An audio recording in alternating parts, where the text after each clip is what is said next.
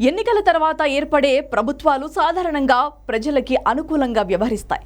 ప్రజలకు అనుకూలంగా అంటే ప్రజా అవసరాలకు అనుగుణంగా విధాన నిర్ణయాలు తీసుకుంటారు. కానీ 2019లో జగన్ అధికారం చేపట్టిన తర్వాత ప్రజల కంటే కూడా కమిషన్లు వచ్చే కాంట్రాక్టర్లకే ఎక్కువ ప్రాధాన్యం ఇస్తూ వస్తున్నారు.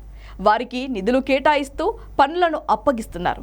వాటర్ గ్రిడ్ టెండర్ల వ్యవహారంలో రాష్ట్ర గ్రామీణ తాగునీటి సరఫరా విభాగం ఇంజనీర్లు అడ్డగోలుగా వ్యవహరించారు.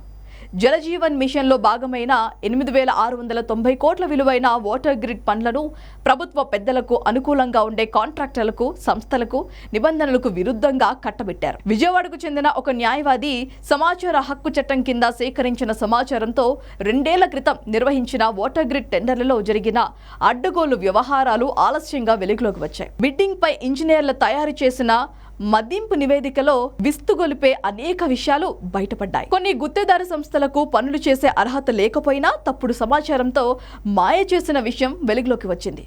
ఆన్లైన్లో అప్లోడ్ చేయాల్సిన కొన్ని డాక్యుమెంట్లను ఫిజికల్గా సమర్పించారు. ఇలాంటి ఉల్లంఘనలకు పాల్పడిన గుత్తేదారు సంస్థలను ప్రాథమిక దశలోనే అడ్డుకోవాల్సిన అధికారులు ఉదారంగా వ్యవహరించిన ఉన్నత స్థాయిలోనూ అభ్యంతరం చెప్పకుండా మేలు చేశారనే విమర్శలు ఉన్నాయి. జలజీవన్ మిషన్ కార్యక్రమంలో భాగంగా ఉమ్మడి తూర్పు గోదావరి, పశ్చిమ గోదావరి, కృష్ణా, గుంటూరు, ప్రకాశం, చిత్తూరు జిల్లాల్లో ప్రజలకు తాగునీటి సరఫరా కోసం 8,690 కోట్ల అంచనాతో వాటర్ గ్రిడ్ పనులకు రాష్ట్ర పంచాయతీరాజ్, గ్రామీణాభివృద్ధి శాఖ, తాగునీటి సరఫరా విభాగం జూలైలో టెండర్లు పిలిపించి ముందస్తు ఒప్పందం ప్రకారం వాటిని 4 గుత్తేదారు సంస్థల టెండర్లలో పాల్గొని అంచనాల విలువ కంటే దాదాపు 4.91% అదనపు మొత్తానికి పన్నులు దక్కించుకున్నాయి.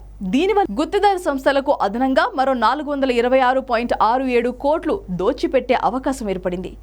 రివర్స్ టెండరింగ్ విధానం ద్వారా అంచనా విలువ కంటే తక్కువ మొత్తానికి పనులు అప్పగించి ప్రజాధనం ఆదా చేశామని గొప్పగా ప్రచారం చేసుకునే వైసీపీ ప్రభుత్వం వాటర్ గ్రిడ్ టెండర్లపై ఏం సమాధానం చెబుతుందో చూడాలి. మరి ప్రాజెక్ట్ జాయింట్ వెంచర్లో లీడ్ భాగస్వామిగా ఉన్న సంస్థకు ప్రతిపాదిగా పైప్ లైన్ల ఏర్పాటులో 51% పనిచేసిన అనుభవం ఉండాలన్న నిబంధన కొన్ని జిల్లాల్లో అమలు కాలేదు. ఈ నిబంధనలకు విరుద్ధంగా వేసిన టెండర్లపై కొన్ని జిల్లాల్లో ఇంజనీర్లు మదింపు చేసే సందర్భాల్లో లోపాలు గుర్తించారు. వీటిని ఎత్తి చూపుతూ పంపిన నివేదికలను ఉన్నత స్థాయిలో పక్కన పెట్టారు. జిల్లా ఎస్ఈ పంపిన మదింపు నివేదికను చీఫ్ ఇంజనీర్ పరిశీలించి అభ్యంతరాలు ఉంటే ఇంజనీర్ ఇన్ చీఫ్ నివేదించాలి. కానీ గుత్తేదారు సంస్థలు నిబంధనల ప్రకారం డాక్యుమెంట్ల దాఖలు చేయటంలో విఫలమైన సిఈ స్థాయిలో అభ్యంతరం చెప్పలేదు.